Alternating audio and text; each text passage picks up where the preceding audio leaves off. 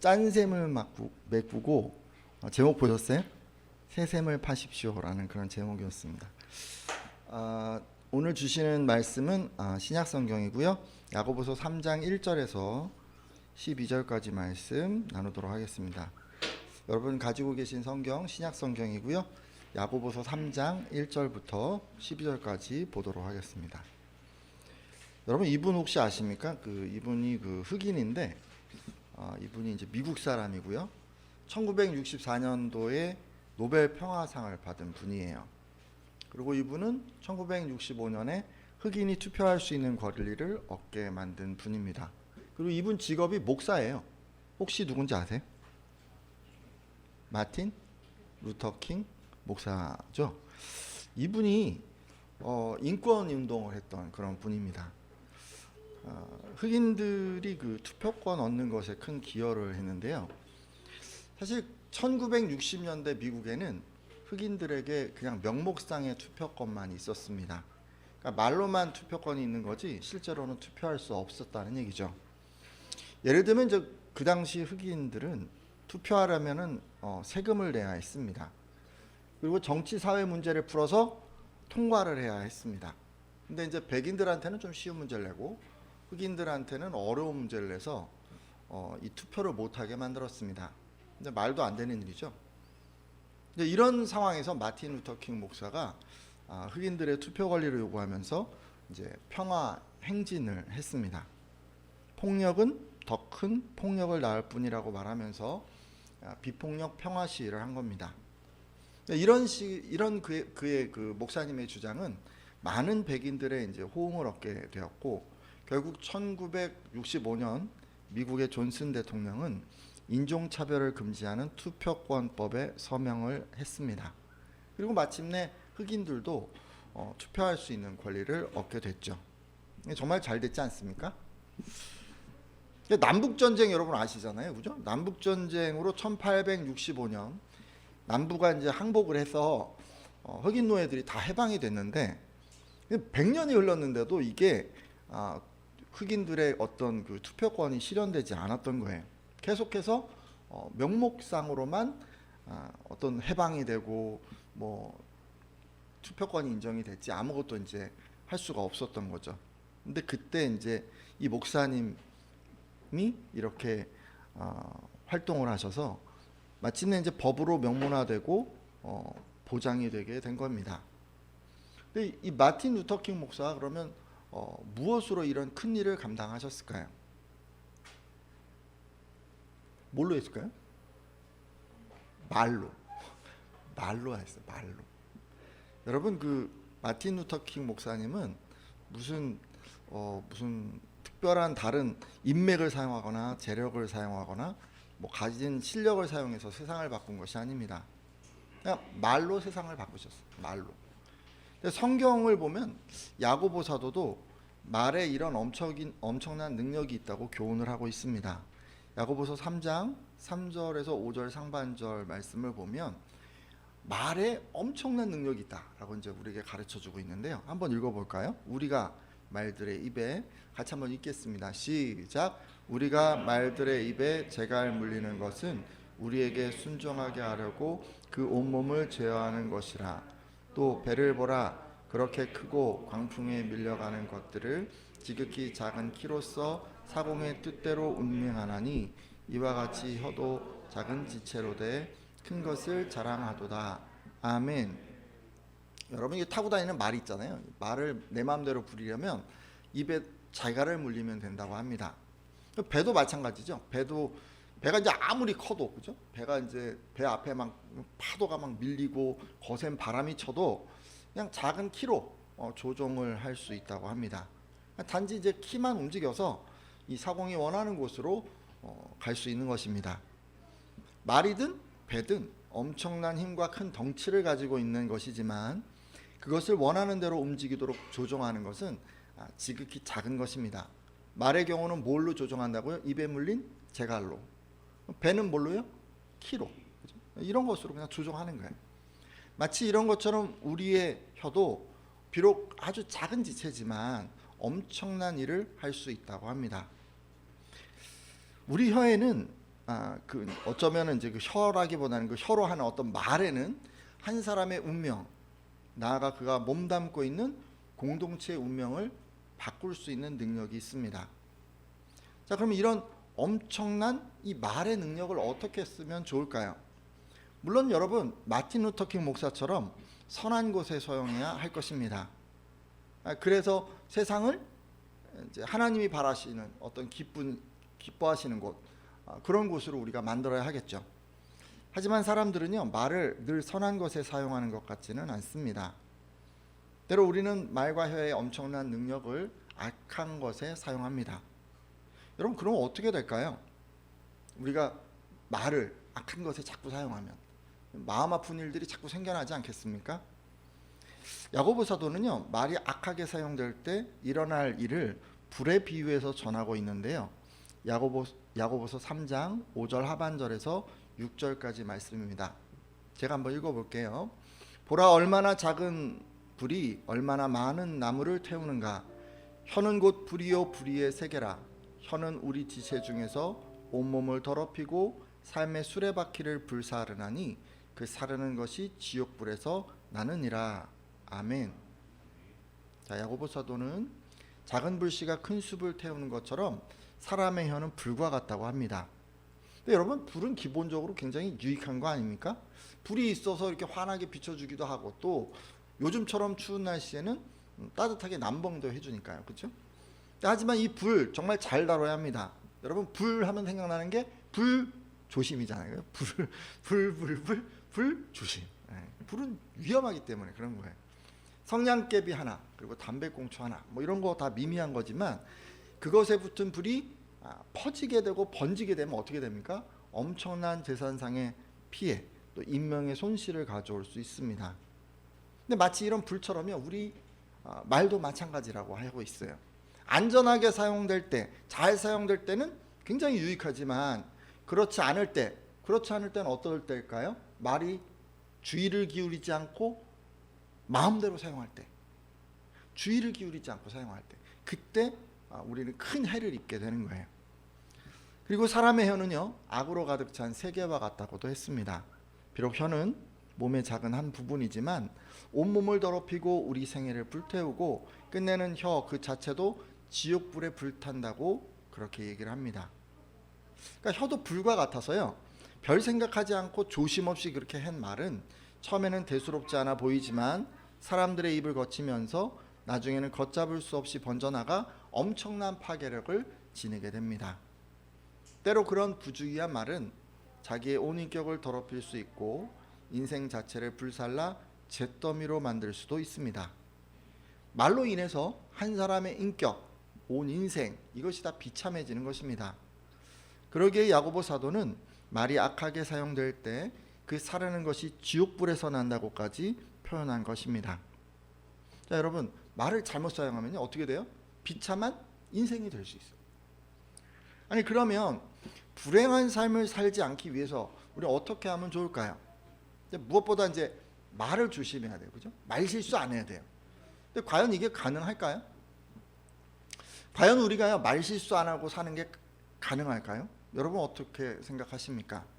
성경은 뭐라고 가르치는지 보도록 하겠습니다. 야고보서 3장 7절에서 8절까지 말씀인데 제가 읽겠습니다. 야고보서 3장 7절에서 8절이요. 여러 종류의 짐승과 새와 벌레와 바다의 생물은 다 사람이 길들일 수 있고 길들여 왔거니와 혀는 능히 길들일 사람이 없나니 쉬지 아니하는 악이요 죽이는 독이 가득한 것이라. 아멘. 자, 야고보서도는 이렇게 얘기를 했어요. 온갖 짐승, 새, 벌레, 바다 생물 이런 거 있잖아요. 이런 것들은 다 사람에 의해서 길들일 수 있고 뭐 또 길들여지기도 했는데, 하지만 걷잡을 수 없는 악, 죽이는 독으로 가득 차 있는 이 혀는 길들일 사람이 아무도 없다라고 그렇게 말을 하고 있습니다. 그리고 지금 읽지는 않았지만 여러분 혹시 성경 펴고 계시면 한번 보세요. 앞선 2절을 보면 이런 얘기가 있어요. 우리가 다 실수가 많으니 만일 말에 실수가 없는 자라면 곧 온전한 사람이라 능히 온몸도 굴레 씌우리라 라고 말합니다. 그러니까 지금 이런 말씀들에 의하면 어떤 거예요? 일부 온전한 사람을 제외하고 대부분의 사람들은 말실수한다는 거예요. 결국 여러분, 불행한 인생이 될 수 있고 힘든 일을 만날 수 있는 이 가능성은 모든 사람들, 대부분의 사람들이죠. 대부분의 사람들에게 이게 지금 다 열려 있다는 말씀이에요. 이게 참 그렇지 않습니까? 말을 잘못 사용하면 비참하게 된다고 하는데 도무지 말실수를 할 수가 없다니, 그럼 누린 누구나 그냥 비참해지고야 만다는 그런 말입니까? 대체 이걸 피할 방법은 없는 것일까요? 여러분, 아닙니다. 오늘 말씀을 보면요, 피할 방법이 있어요. 야고보 사도는요, 말실수, 이런 말로 인해서요, 우리가 불행해지지 않기 위해서 두 가지를 제안하고 있습니다. 첫 번째는 뭐냐면 많이 선생되지 말라고 하고 있어요. 많이 선생되지 마라. 야고보서 3장 1절인데 한번 읽어볼까요? 우리 같이 읽어보겠습니다. 내 형제들아, 같이 읽습니다. 시작. 내 형제들아, 너희는 선생된 우리가 더 큰 심판을 받을 줄 알고 선생이 많이 되지 말라. 아멘.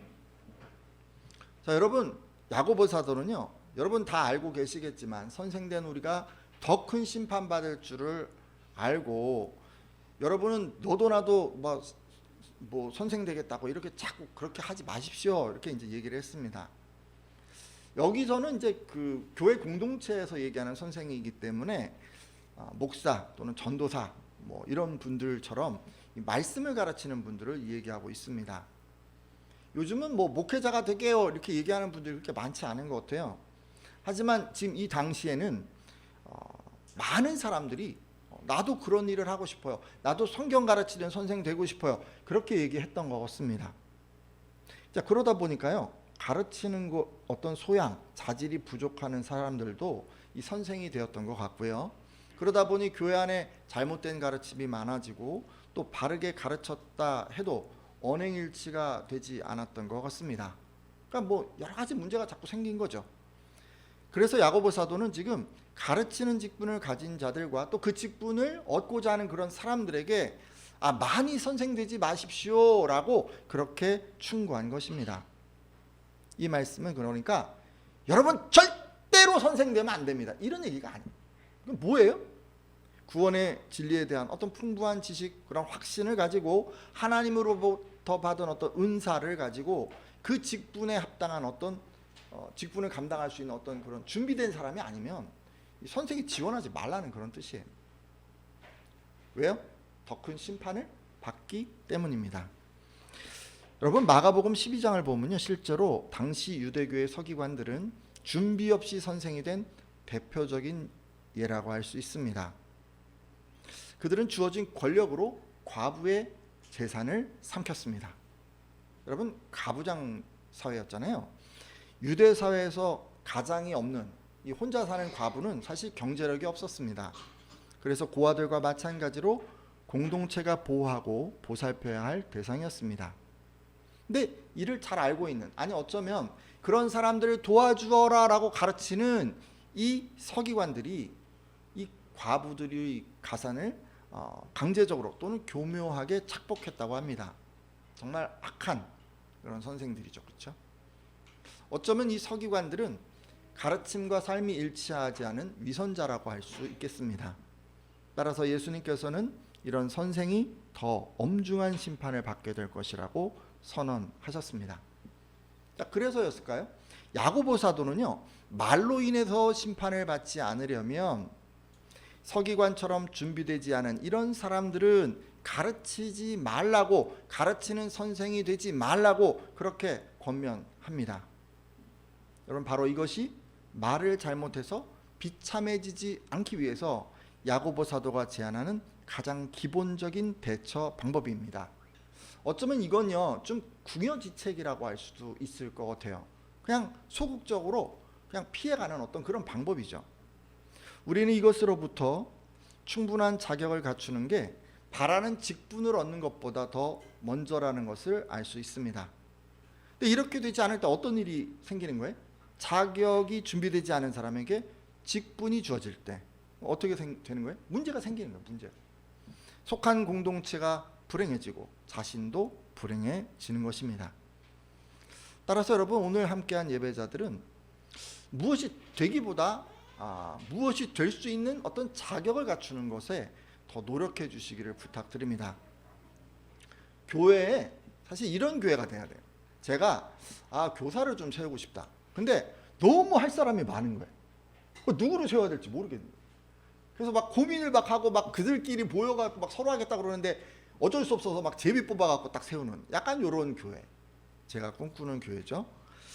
근데 이제 그렇게 안 되면 어떡합니까? 교회가 자격이 없는데, 자격을 갖추지 못했는데 아예 뭐 세워서 하면 되지 않을까, 이런 마음으로 교사를 세우죠. 뭐 교사만 그렇겠어요? 목사나 전도사나 장로나 집사님이나 뭐 어떤 분들도 그냥 그런 식으로 딱 세우면 문제가 되는 거예요. 따라서 여러분이요, 무엇이 되려고 하는 게 중요한 게 아니고요, 무엇을 하든 맡기면 할 수 있는 어떤 자격을 갖추려고 여러분 노력을 해주셔야 돼요. 뭐 어떻게 하면 될까요? 성경 지식도 열심히 쌓으시고 신앙생활의 모범도 되시고 공동체를 섬김의 본이 되어 주십시오. 당연한 얘기 아닌가요? 당연한 얘기. 복음도 전하시고 의를 위해 고난도 받으시고 어려운 이웃을 위해서 힘써 주십시오. 그래서 여러분, 하나님이 보시기에, 하나님이 쓰시기에 어떤 준비된 사람이 다 되어 주십시오. 자, 그럼 우리가요, 이런 걸 열심히 해서 내가 이제 자격을 지금 잘 갖추고 있구나, 이런 걸 어떻게 하면 알 수가 있을까요? 어떻게 하면? 목사님이 자격을 갖췄습니다, 이렇게 얘기하면 되는 건가요? 시험을 볼까요? 성경 지식 시험? 여러분, 그런 것도 있을 수가 있는데, 그런 거보다요, 이제 이런 거 한번 생각해 보세요. 일단 여러분, 신앙생활함에 있어서 주변 사람들이 인정하게끔 하는 거예요. 주변 사람. 뭘 인정받고 싶으세요? 교회는 뭘 인정받으면 좋을까요? 말씀. 많이 읽어서 인정받아도 좋고 많이 알아서 인정받아도 좋은데, 여러분, 성경 지식에 해박하다고 그렇게 주변 성도들에게 인정받으셔야 돼요. 또 뭘 인정받으면 좋을까요? 기도 생활. 그렇죠? 저 권사님, 저 집사님, 저분한테 내가 기도 부탁하고 싶어. 정말 열심히 기도하는 분이야. 마음과 성심을, 진심을 다 담아서 그렇게 하나님께 나아가는 분이야. 그래서 그렇게 인정받으면 얼마나 좋을까요? 그죠? 그렇게 말을 듣고 그냥 자꾸 와가지고 그냥 귀찮고 힘들고 막 그만 좀 왔으면 좋겠는데, 막 성도들이 와가지고 제 기도 좀 해주세요, 막 이렇게. 그러면 정말 좋을 것 같습니다. 그리고 뭐 이런 것도 생각해 볼 수가 있어요. 뭐 이런 사람처럼 느끼는 그런 건데, 뭐냐면 성도들이 여러분의 성품과 인격을 보거나 또는 뭐 가족이 여러분의 평상시의 모습을 보고 거의 그 목사님 같이 느껴진다, 뭐 이렇게. 목사님이다, 전도사님 같이 느껴진다, 장로님처럼 느껴진다, 권사님처럼 느껴진다, 그렇게 말할 정도가 돼야 되는 거예요, 우리가. 그죠? 그렇게 되면 정말 좋을 것 같아요. 제가 옛날에 한번 비슷한 일을 경험한 일이 있는데, 나가서 막 노방전도를 하고 있는데 지나가던 분이 와가지고 저기 전도사님 부르는 거예요. 그때 제 나이가 몇 살이었을까요? 나이 30대 초반에 노방전도 하고 있는데, 제가 너무 그렇게 좀 늙어 보였나? 아무튼 잘 모르겠어요. 결혼도 안 했는데 나가서 막 열심히 친구들하고 이제 청년들이랑 같이 노방전도 하는데, 앞에서 너무 이게 그냥 말을 많이 했는지 제가 전도사님인 줄 알았나 봐요. 뭐 좋아요. 뭐 그런 얘기 좀 들으면 얼마나 좋아요. 그런 얘기 듣고 교만해지라는 얘기가 아니라, 그런 얘기를 듣고 그래, 내가 지금 하고 있는 게 잘하고 있는구나를 스스로 확신하는 거예요. 다 전도사님이라는 얘기 좀 들으세요. 다 목사님이라는 얘기 좀 들으세요. 다 권사 장로라는 얘기 좀 어디 가서 제발 좀 들어주세요. 여러분, 딱 보면 사람들이 저분은 정말 신앙생활 열심히 하는 분. 그럼 그분은 뭐예요? 지금 자격을 갖추고 있는 거예요. 지금 자격을. 근데 그런 얘기도 못 들어. 뭐 어디 가서 뭐 말씀과 기도에 대해서 뭐 남들보다 탁월한 것도 없어, 아무것도 없어. 그러면 뭐 이게 뭐가 있겠어요? 뭐 아무것도 없는 거죠. 2023년도 이제 됐습니다. 여러분, 믿음을 인정받는 그런 성도님들 가득한 우리 큰가지 교회 되었으면 좋겠습니다. 자, 가정에서도 이런 일이 있을 수 있어요. 좀 예민한 주제일 수 있는데 잘 생각해 보세요. 자격을 갖추지 못했는데 아내와 남편이 돼도 문제가 될 수 있어요. 여러분 자격을 갖춘 배우자가 돼야 돼요. 서로를 사랑하되 희생할 준비가 됐는지를 돌아보셔야 돼요. 자기는 희생하지 않으면서 상대방이 왜 이걸 안 하지, 왜 희생을 안 하지, 왜 내가 원하는 대로 안 하지, 이것만 맨날 생각하면 이러면 이게 지금 자격이 없는 거예요. 먼저 희생하겠다고 결단을 해야 비로소 배우자의 자격을 갖춘 것입니다. 그리고 자격을 갖추지 못한 사람이 부모가 돼도 문제가 될 수 있어요. 자녀들이 힘들어요. 여러분 자녀를 낳기 전에요, 내가 자격을 지금 갖추었나 자꾸 이게 고민을 하시고 돌아보셔야 돼요. 다른 거 모르겠어요. 자녀를 사랑하되 여러분 자녀에게 필요한 것을 잘 공급해 주실 수 있는지를 돌아보셔야 됩니다. 공급한다고 하니까 맨날 이 생각만 해요. 돈, 그냥 뭐 교육 환경 뭐 이런 거 막 자꾸 얘기하시는데, 여러분 그것도 중요하지만 우리는 이제 신앙인이잖아요. 그럼 뭘 중요하게 생각해야 돼요? 자녀에게 신앙과 바른 가치관을 심어줄 준비가 되었는지를 내가 돌아봐야 되는 거예요. 그러려면 먼저 내 신앙이 지금 바르게 서 있는지도 돌아봐야겠죠. 그렇죠? 그리고 여러분 좀 더 얘기를 해볼게요. 자녀들 얘기가 제가 요즘 아이를 키우고 있어서 이 얘기를 좀 많이 하는 것 같기도 한데 한번 들어보세요. 정서적으로 지금 내 아이와 내가 애착을 형성할 수 있는지, 준비가 되었는지, 그게 뭔지 그런 걸로 좀 고민을 해야 돼요. 아이의 정서에 대해서 내가 관심을 가져야 돼요. 그리고 그 아이가 사회적으로 리더십을 갖고 책임감을 갖고 권위에 순종하며 타인을 배려하고 다른 사람들과 같이 잘 어울릴 수 있게 내가 그 아이들을 양육할 준비가 되었는지도 한번 돌아보셔야 돼요. 또 뭘 좀 생각해 볼 수 있을까요? 그 아이가 잘 건강하게 잘 자랄 수 있도록 바른 습관을 내가 드릴 그런 준비가 되어 있는지도 돌아보셔야 돼요. 만약에 내가 바른 습관이 없어요. 아이는 바른 습관을 드리고 싶어요. 이게 말이 안 되잖아요. 말이 안 돼. 나는 과식하고 늦게까지 잠을 안 자고 막 뭐 이렇게 막 하는데 아이한테 적당히 먹어, 일찍 자, 이게 말이 안 되죠. 부모가 되려면 스스로 내가 어떻게 아이를 키울 건가에 대한 고민과 동시에 그를 가르칠 수 있는 자격을 내가 갖췄는가를 스스로 돌아보면서 나 자신을 바꿔가야 되는 거예요. 그게 없으면서 어떻게 그냥 떡 아버지 되고 떡 어머니 되는 거예요. 애만 낳으면 아버지고. 여러분 그러시면 안 돼요. 그러시면 안 돼요. 그건 그냥 예전에 그랬던 거죠. 예전에. 정말 어렵게 살았을 때는 어떻게 할 수가 없었으니까 그렇게 했지만 지금 여러분 그렇게 하시면 안 됩니다. 혹시 무엇을 해야 할지 몰라서 준비하지 못한 분 계실 수 있어요. 지금이라도 늦지 않아서 여러분 그냥 하시면 돼요. 지금부터 하시면 돼요. 그냥 고민하실 필요 없어요. 부모의 자격, 성도의 자격 갖추려고 여러분 그냥 마음 딱 먹고 그냥 시작하시면 돼요. 조금만 더 얘기해 볼게요. 직장에서도 마찬가지예요. 자격을 갖추지 못한 그런 사람이 오너가 돼도 문제가 될 수 있습니다.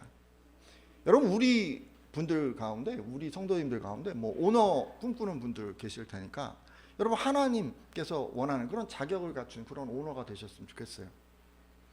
신앙적으로는 하나님을 가장 우선으로 섬겨야겠죠.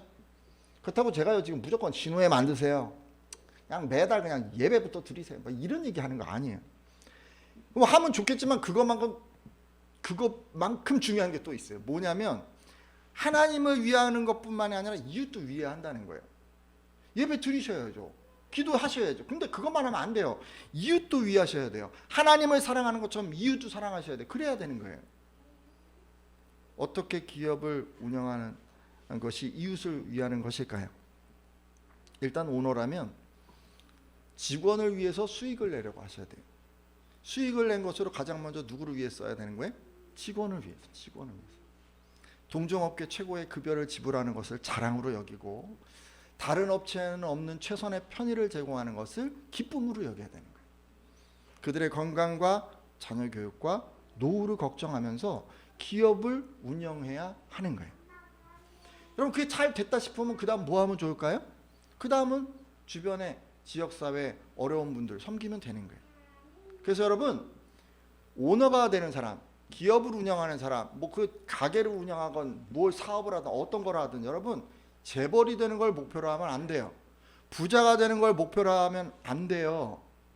그럼 뭐가 목표여야 되냐면 모두가 닮고 싶은 신앙의 모델이 되는 것을 목표로 삼으셔야 돼요.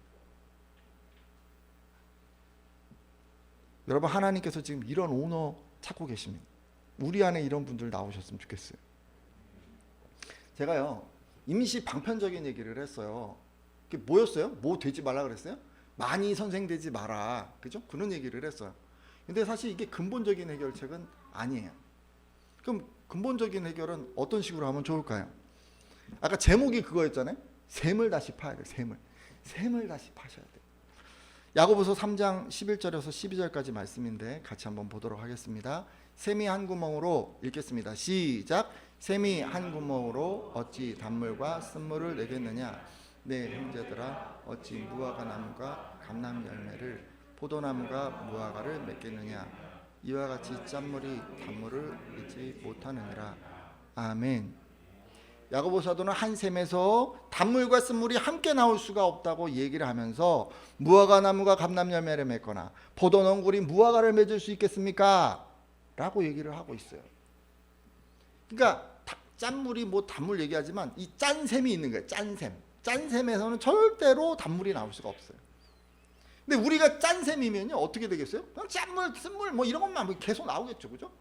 궁극적으로 이 샘 자체가 바뀌지 않으면 우리는 단물을 절대 낼 수가 없어요. 그럼 어떻게 하면 좋을까요?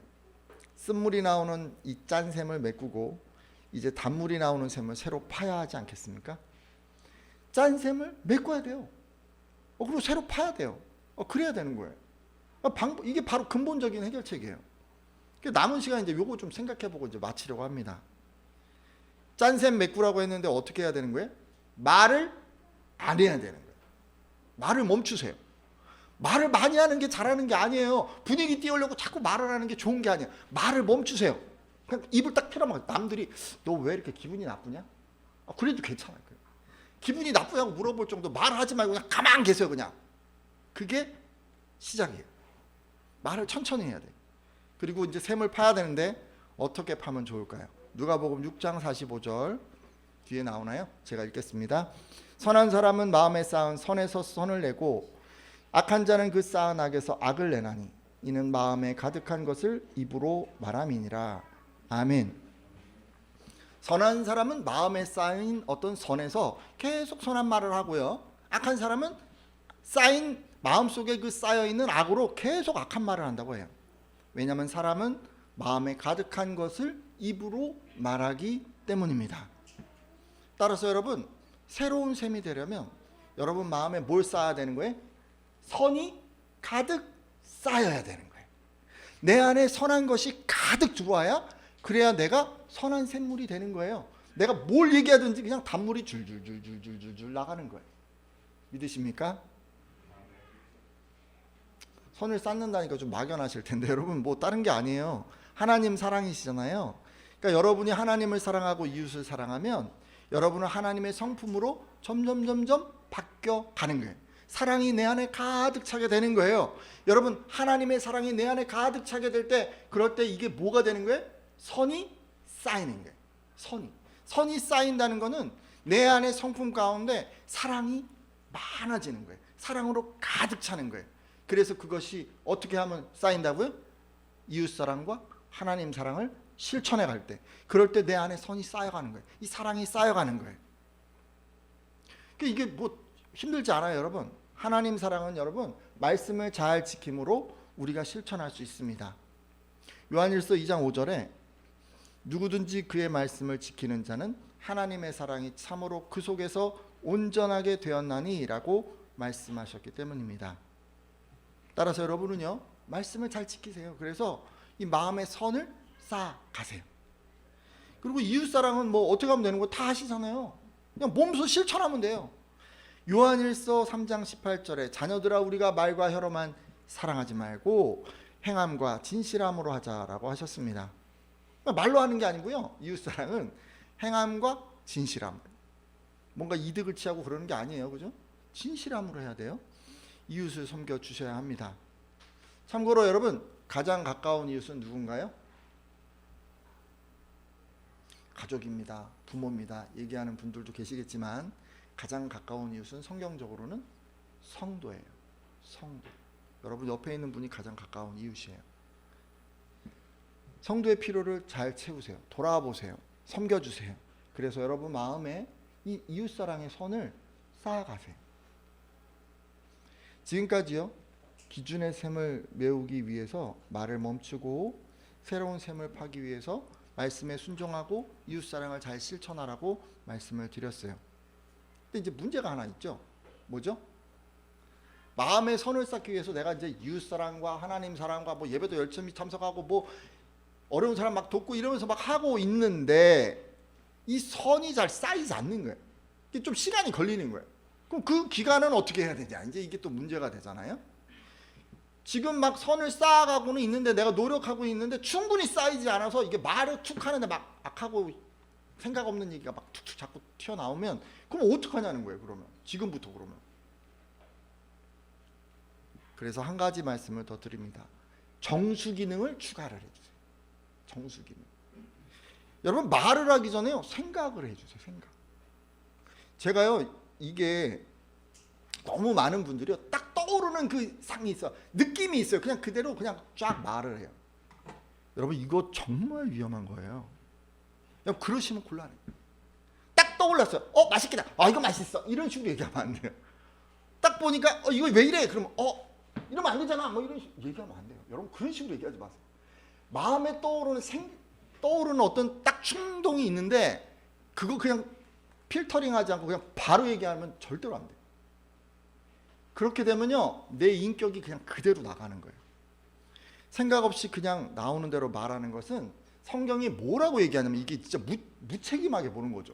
그 자체로 악하게 봐요. 잠언 15장 28절 뒤에 나오죠? 한번 같이 읽어보실래요? 시작. 의인의 마음은 대답할 말을 깊이 생각하여도 악인의 입은 악을 쏟느니라. 이런 얘기가 있어요. 들어보셨어요? 지금 뭐라 그래요? 의인은 말을 어떻게 한다고요? 깊이 생각해서 신중하게 얘기를 해요. 의인은 말을 많이 하는 사람이 아니에요. 재밌게 하는 사람이 아니에요. 분위기 띄우는 사람이 아니에요. 주변 사람들에게 덕을 끼치는 사람. 근데 이 사람은 말을 막 그냥 쏟아놓는 사람이 아니에요. 근데 반면에 악인은 어때요? 아무 생각 없어요. 그죠? 그냥 얘기를 하는 거예요. 그러다 보니까 입이 뭐가 나와요? 자꾸? 악이 자꾸 나와요. 악이. 내 안에 더럽고 추악한 것들이 그냥 필터링이 되지 않고 나오는 거예요. 그럼 여러분 우리는 뭘 생각하면서 얘기하면 좋을까요? 에베소서 4장 29절은 무릇 더러운 말은 너희 입 밖에 내지 말고 오직 덕을 세우는 데 소용되는 대로 선한 말을 하여 듣는 자들에게 은혜를 끼치게 하라라고 하셨습니다. 그러니까 두 가지를 생각하라고 했는데요. 덕을 세울 것인가, 은혜를 끼칠 수 있는가, 이 두 가지를 생각하는 거예요. 그리고 뭐 좀 더 얘기하면 내가 선한 말을 하고 있나, 요거까지 생각하면 좋을 텐데 아무튼 어쨌든 중요한 두 가지는 덕을 세우는가, 은혜를 끼치는가, 이 두 가지. 이 두 가지를 생각하고 얘기를 해야 돼요. 안 하면 뭐예요? 악한 거예요. 안 하는 거예요. 할 말을 여러분 딱 떠올라서 해야지 하는 그 순간에 딱 생각해요. 덕을 세우나? 은혜가 끼치는 말인가? 아니면 그냥 포기하는 거예요. 만약에 하기는 하는데 좀 말을 좀 완곡하게 하든지 좀 다른 말을 써서 뭔가 할 수도 있을 거 아니에요. 그죠? 그럼 좀 약간 바꿔서 하세요. 이렇게 하시는 분들마다 뭘 말하든지 단물 나오는 셈이 다 되시리라 믿습니다. 제가요, 이제 말씀을 맺고 기도하려고 하는데 말실수만 해도, 말을 함부로 해도, 생각 없이 해도 큰 심판받을 수 있다라고 했어요. 그죠? 그래서 야고보가 뭐라 그랬어요? 많이 선생되지 말아라 이렇게 얘기를 했어요. 근데 이 교훈을 좀 제가 바꿔서 말씀을 드렸습니다. 자격을 갖추는 게 직분을 얻는 것보다 먼저다라고 좀 바꿔서 말씀드렸어요. 여러분 뭐가 되기를 소망하며 자격을 갖추는 거에 소홀했던 분들 혹시 계십니까?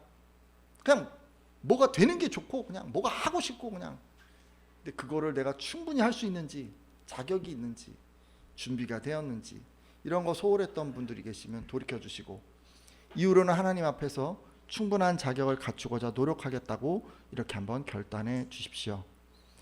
그리고 한 셈에서 이 단물과 쓴물이 동시에 나올 수 없다고 했습니다. 신앙적인 언어 생활을 위해서 노력을 기울이지 않았던 분들이 있으면 돌이켜 주시고, 이후로는 기존의 셈을 메꾸고 하나님 사랑, 이웃 사랑을 실천해서 새 셈을 파겠다고 결단해 주십시오. 그리고 그 사이에 덕과 은혜를 생각하면서 조심스럽게 말하겠다고 이렇게 결단해 주십시오.